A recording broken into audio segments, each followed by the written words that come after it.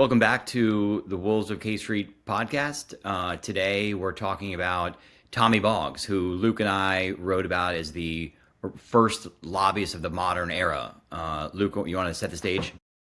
Yeah, so Tommy Boggs, who really we think of as this really iconic first sort of modern Washington lobbyist, and he arrives in Washington in the late 1960s, arrives on K Street in the late 1960s, and he arrives at a time where the corporate political establishment and the big business lobby is incredibly weak.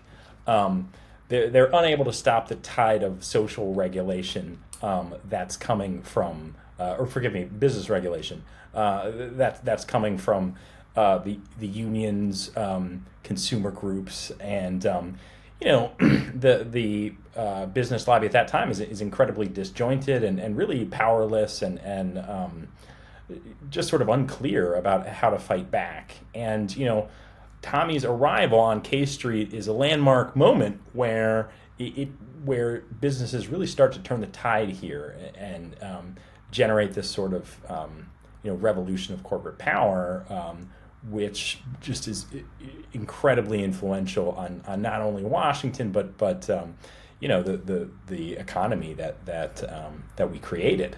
And as Brody, there's particular features to how power was exercised in those days that Tommy takes advantage of. Yeah, so you're exactly right. So Tommy Boggs sort of arrives on the stage as businesses have very little influence, as you said. But there's another fascinating undercurrent, which is that how government power was held back then, which is vastly different to how it was held from the 1970s to more recently. So before the 1970s, before right when Boggs founds his firm, power in Washington is held by just a few people: the President of the United States, the Speaker of the House, the Senate Majority Leader, and maybe a few committee chairs. All white men. Really controlled all policy, legislation, and laws back then. And what's fascinating about Boggs that made him sort of the perfect person for the time is that he grew up in a household where both his parents were members of Congress. His dad was a longtime House Majority Leader from Louisiana, who, when he died, when he went missing in a presumed plane crash in Alaska, his mom was elected to replace him. So he grew up in a household where both his parents were members of Congress at a time when only a few people held power. Sam Rayburn used to be his babysitter. Cokie Roberts was his sister, running ABC in the media. LBJ and JFK were frequent dinner guests. So he grew up in an era where power was held by only a few people, and he knew those people. So on today's show, we're going to have a special guest, Stuart Pape. Stuart Pape is a longtime lawyer and lobbyist with Patton Boggs, who started as a young lawyer, rose up to be managing partner, was basically the person running the show. So we're going to take a quick break, and then we'll bring on Stuart.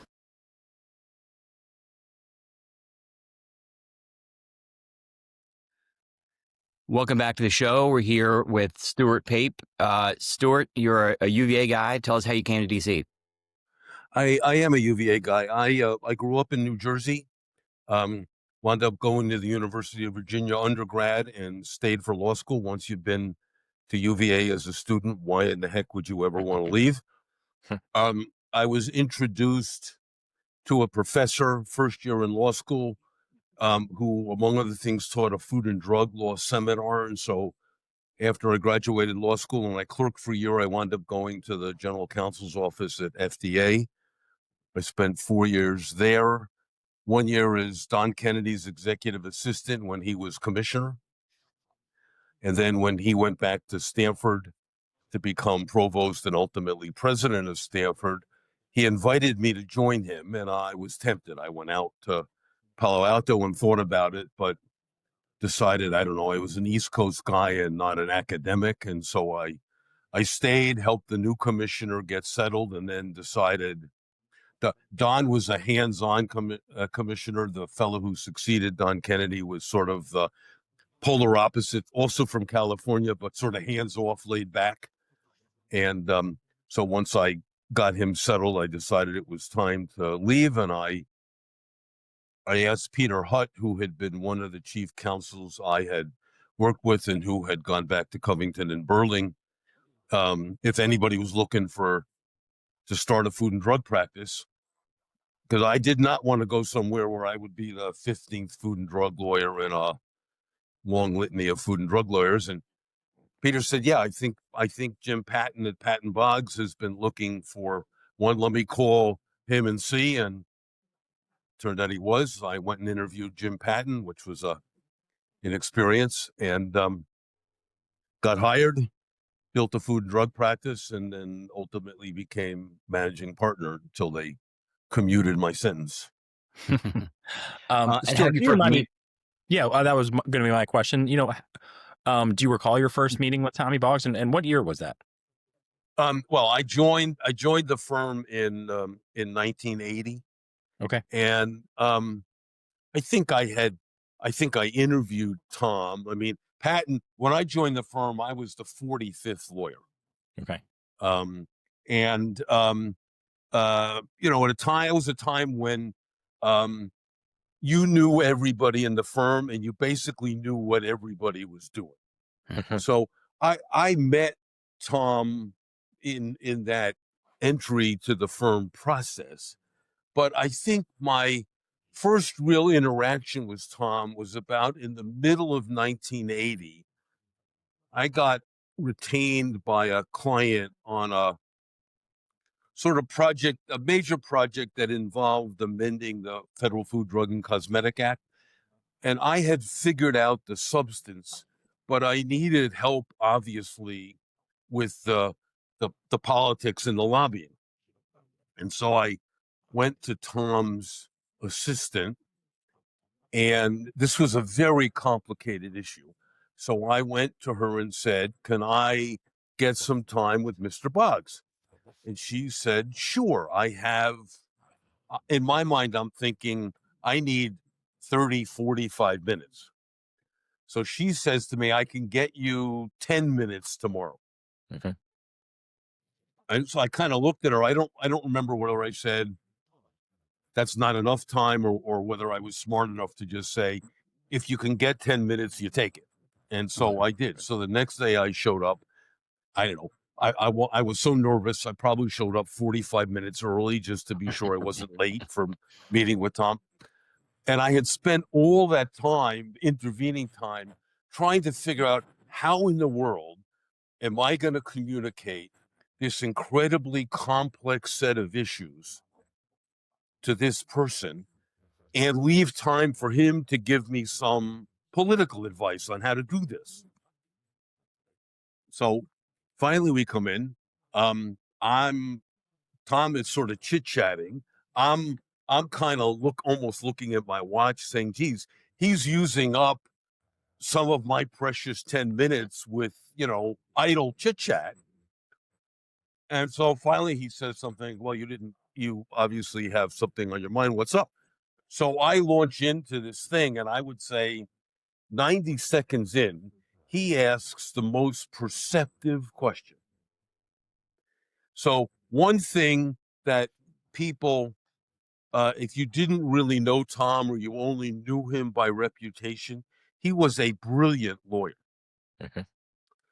One of the things that made him so effective was that he could unpack a complicated issue, whether it was food and drug law. In my case, many times I was in his office, there would be a conversation about a tax thing that 30 seconds in, I was completely lost, but he wasn't.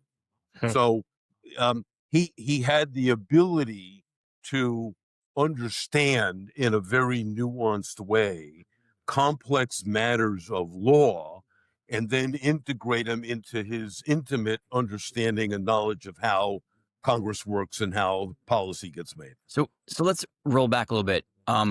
Who is Tommy Boggs? How did he come to Washington, and how did he get to the firm? Well, so Tom's father, Hale Boggs, was Speaker of the House and was a majority leader and about to be Speaker of the House when he was in Alaska campaigning for a fellow running for Congress, when the plane disappeared and was never found.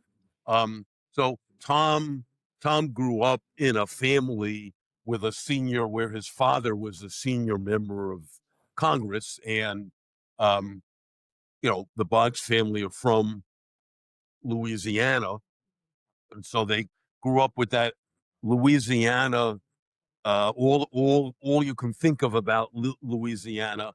Um, Tom was a great partier, but was steeped. Grew up basically, at the dinner table whenever, with Congress and the politics. So he had an intimate understanding of how politics worked.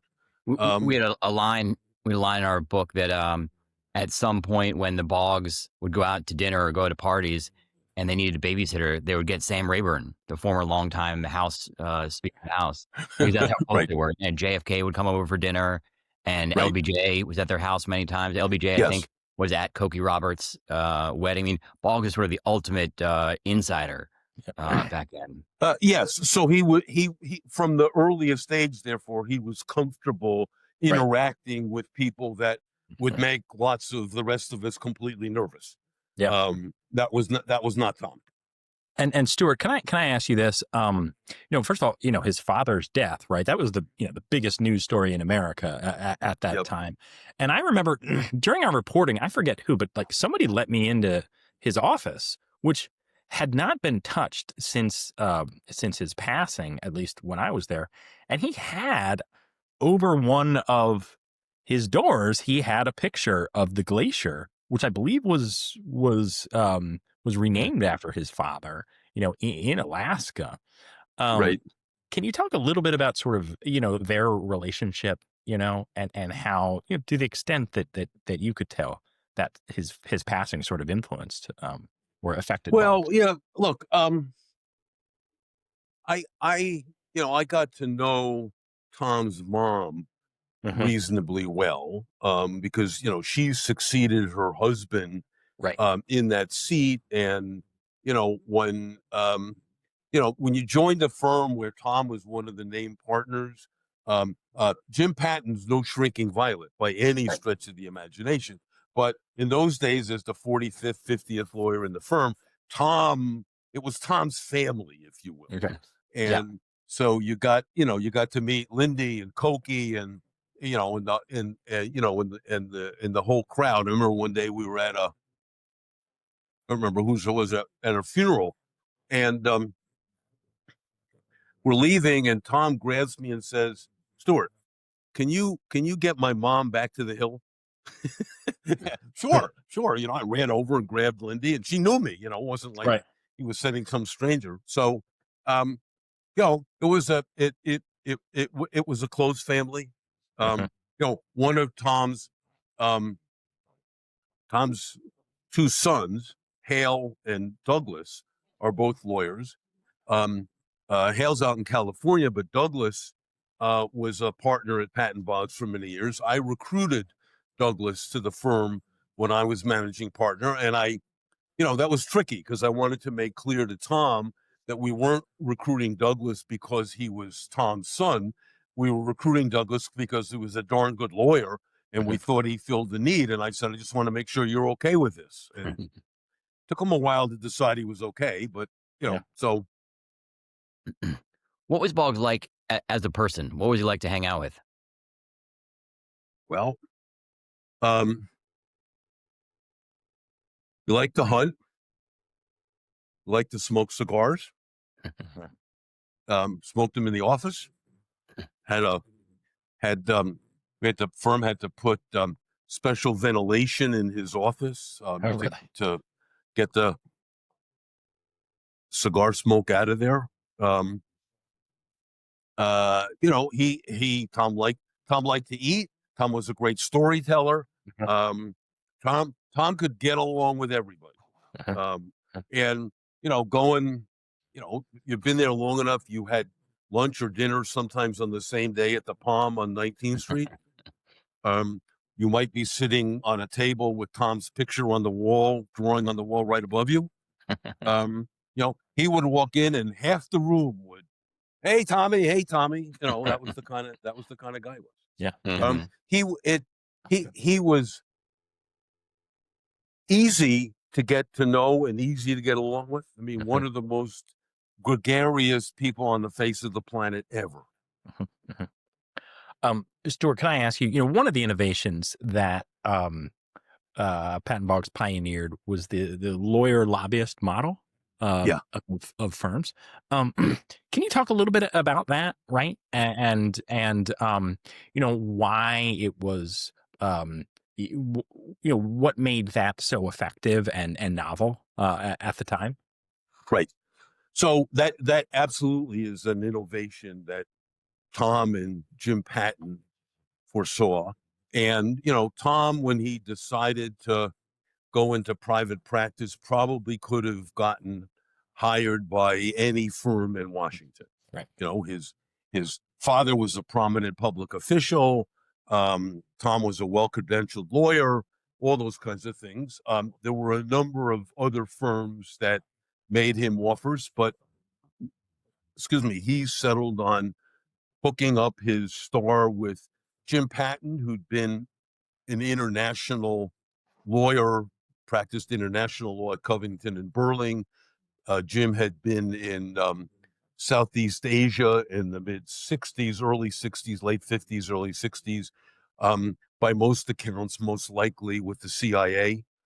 And so Tom used to tell the story, Patton would tell the story too, that when Tom decided to hook up with Jim in the law practice, he went home and told his parents, and his father was flabbergasted. Why? Right. You could have, and he ticked off a bunch of, well-known firms. Why are you going with this guy? Well, Tom and Jim were able to see the future in a particular way, and that future was marrying a traditional Washington legal practice with corporate lawyers, regulatory lawyers, substantive experts in various fields, with a substantial public policy practice that included many lawyers, but some who weren't lawyers, and the marrying. I think the innovation was that you could be much more effective at the public policy side of things if you were working side by side with lawyers who had a deep understanding of the substance. Right. And that it wasn't just some lobbyist who knew everybody and maybe knew how the Hill worked, but had a paper thin.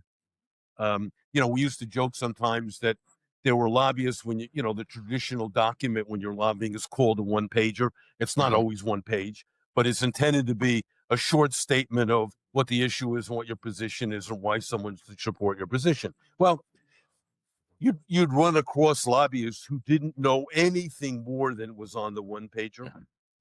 And that was not the Patton Boggs model.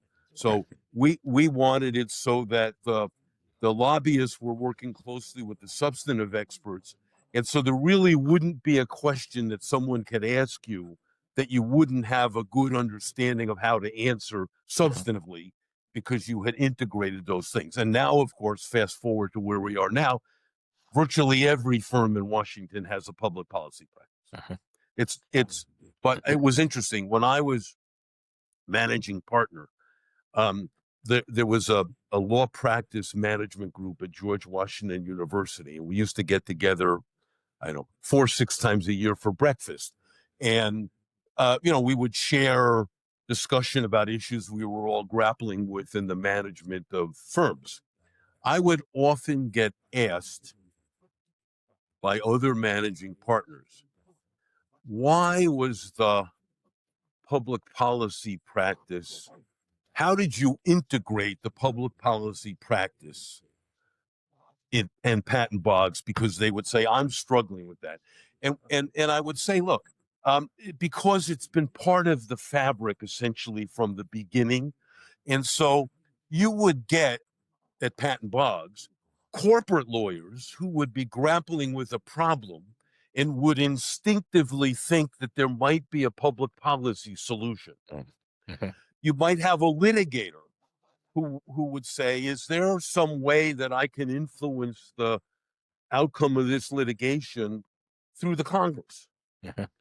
And so the answer was everybody in the firm understood what public policy could do, whether you were a corporate lawyer, a litigator, a regulatory lawyer, or a lobbyist.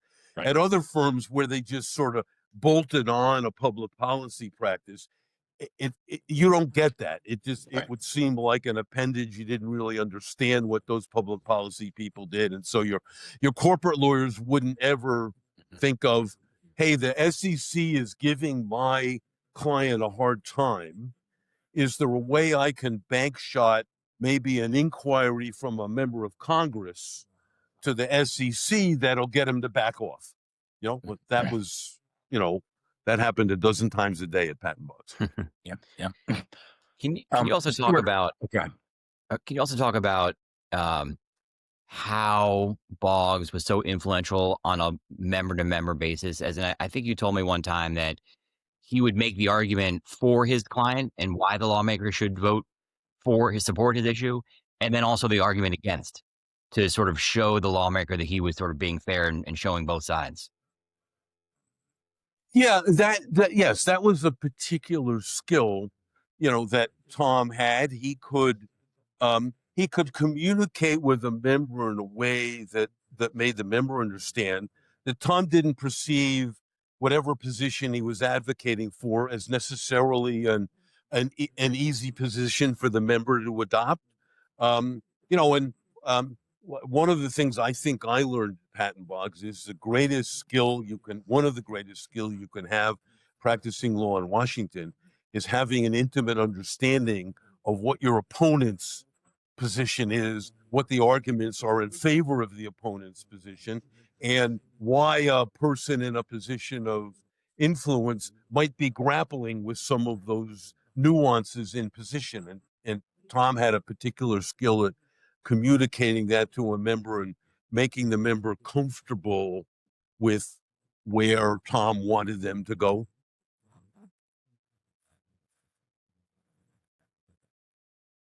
Luke, you had a question? Yeah, Stuart, my question was, the firm is obviously growing sort of decade by decade, but the 90s with with the arrival of Clinton in Washington is a particularly time of explosive growth and influence for the firm. Can you talk a little bit about Tommy Boggs's connection to the Clintons and can you talk a little bit about the firm's particular ascendance during the mid 1990s with Clinton? Yes. Well, so look, if you were at any time in which there was a Democratic president, the president would have reason to want to have a good relationship with Tom, and vice versa. I remember when I was. This was before I became managing partner in 1996. Tom said to me one night, "Hey, I'm going to a Clinton fundraiser in Middleburg. You want to come with me?" It took me about a millisecond to say sure. And so we, Tom had a firm funded car and driver. In fact, this is a slight tangent. When I was about to become managing partner, Tom called me into his office. I had been alerted that he had one issue in particular he wanted to clear up with me. Somewhere he had gotten the notion that I intended, if I was managing partner, to cut off the car and driver. Now, that thought never occurred to me. That would have been pure lunacy, suicide.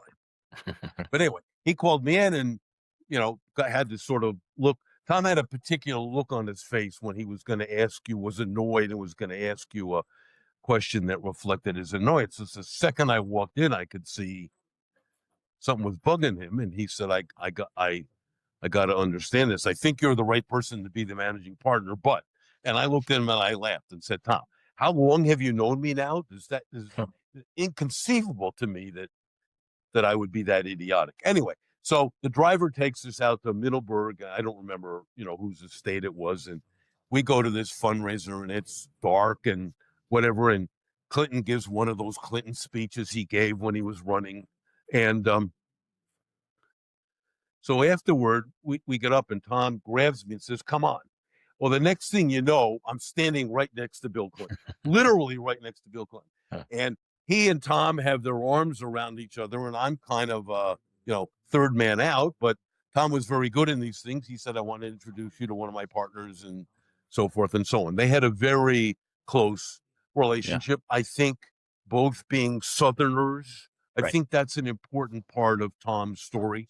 Tom was Yeah. a Southerner, right? His genes, his being was Louisiana based, and President Clinton was Arkansas based, and I think that, among other things, provided a Right. natural connection.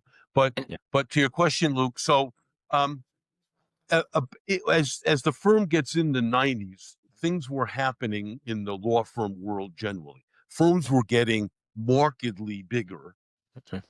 or not. And so one of the notions I had when I became managing partner was that we were in a precarious place because we were too big to be a focused boutique, but not big enough to be competing with, we were a couple of hundred lawyers, not big enough to be competing with firms at that time that are 500-600. Of course, now firms are 2 and 3 times that. So there had been sort of gradual growth, I think, going up to the mid 60s, and then it became accelerated. There were, I don't know, 200 and something lawyers when I became a managing partner, and in 1996, and 600 and something when I stepped down in 2015. Yeah. Wow. I think back on Bill Clinton, that the story was that Tommy Boggs' dad, Hale Boggs, first befriended and took in a young Bill Clinton during a presidential campaign. Do you remember that story? I actually don't, but that doesn't surprise me. I back, think. Oh, you know it, Bird. Yeah. yeah, back when Hale Boggs Sr. was helping run a Democratic presidential campaign, Bill Clinton was a volunteer on the campaign, and I think Hale Boggs flew down to Texas, I think it was, and he was picked up in a car by a young Bill Clinton who drove him around. And I think the story goes that when Hale Boggs was flying back to the airport, they stopped for ice cream somewhere and got to know each other. And later on, when both Boggs and Clinton were at Georgetown, they got to know each other there also. Yep, that makes perfectly good sense. And it actually brings up sort of like one of the sort of contradictions in Boggs I've always found fascinating is that he was this huge Clinton fundraiser, huge Clinton supporter, but then on the Clinton healthcare bill, which is one of the first big losses of the Clinton administration, Boggs is on the other side, which I always found interesting. Well, look, that was, but that's the nature of what used to be, at least, the nature of a Washington practice. You could be best buddies with somebody, see him at night at an event, at a campaign event, a fundraising event, at dinner or whatever, and then spend the very next day trying to completely frustrate something they were trying to accomplish. That's welcome to Washington. Right. Back in the era where at the end of the day, you'd still go and get a beer together. Correct. Yes, we should find a way to return to those days. Right. But that's absolutely right. Boggs, Patton Boggs, was a longtime Democratic firm when Democrats controlled the House, Senate, and the White House and everything. How did the firm adjust in 1994 when Republicans, for the first time in forever, took control of the House? Well, Tom had sort of mixed views about that. Lots of times in those days, at least, when Republicans were in control, business would often think they didn't need people like Tom because they could have more access to policymakers at the White House and elsewhere. That often turns out not to be the case. But gradually the firm obviously recognized that it needed to be more bipartisan, and it did. And we hired a number of, prominent Republicans, Ben Ginsburg, Don McGahn, for, to name a couple. And there were, plenty of other folks to balance it out. I think that moderated a little bit the firm's image, but, it was Tom, and then, everything else was secondary. So the firm retained, I think, a fundamental democratic image. Any other good Tommy Boggs stories before we try to wrap it up? I'm sure you've Oh got God, that. I'm not sure how many are fit for public consumption. that's fair. So Tom, Tom was a big guy, and it was easy to assume that he wasn't athletic and fit. And he had a really nice house on the Eastern Shore. He had two houses, a really nice house on the Eastern Shore and a hunting lodge a little ways away. And I was there one weekend at the house, and it's a glorious day, and we're sitting outside. We've had a ridiculous amount of food to eat and a fair amount of alcohol consumed. And Tom says to me, "You want to play a little tennis?" Now, I'm not a great tennis player, but I figure, all right, fine. I'm not going to say no. That really wasn't he said, "Stuart, you want to play a little tennis?" That's what he said. But what he really meant was, "Stuart, we are going to play a little tennis." Okay. And so we got out there, and he's playing tennis with a cigar in his mouth and a drink in his hand, and beat the pants off me. So, Yeah. right? I mean, he could cigar, change, drink, Yeah. it was like all at once. Yeah. Stuart, can I ask you, last question from me at least, how would you describe, Tommy Boggs' legacy in Washington, right? What was the mark that he left, on K Street? Well, I think he, he's one of the great lawyer-lobbyists, sort of in that order. And there's, I don't know if you were making a Mount Rushmore of people like that. His face is clearly there, maybe with, I don't know, Clark Clifford, Tommy Cochran. But I think that's his legacy. And look, his legacy otherwise is the top 20, 25, 35, 45, 55 law firms in Washington these days, New York firms, Washington-based firms, wherever you're based, everybody has a policy practice. Right. And I think that would not have happened but for Tom. Fascinating. Yeah. Well, that seems like a great place to end today's episode. Stuart, thanks so much for joining us. Thanks, Stuart. My pleasure. Thanks, gentlemen. Appreciate it.